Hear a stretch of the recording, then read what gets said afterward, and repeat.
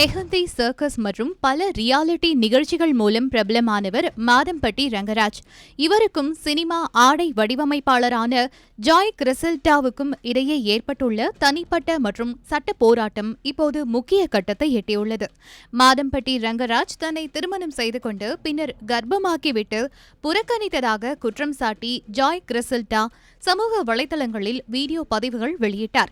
இதனைத் தொடர்ந்து அவர் மகளிர் ஆணையத்தில் புகார் அளித்ததை அடுத்து ரங்கராஜ் விசாரணைக்கு அழைக்கப்பட்டார்.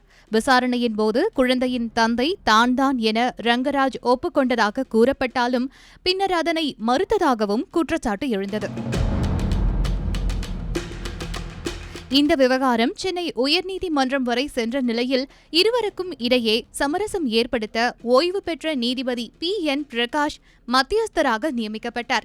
வழக்கின்போது குழந்தையின் தந்தை யார் என்பதை உறுதிப்படுத்த DNA பரிசோதனை நடத்த வேண்டும் என இருதரப்பும் ஒப்புக்கொண்டன. நீதிமன்றத்தின் உத்தரவின்படி சென்னை ராஜீவ்காந்தி அரசு மருத்துவமனையில் மரபணு பரிசோதனை மேற்கொள்ளப்பட்டது.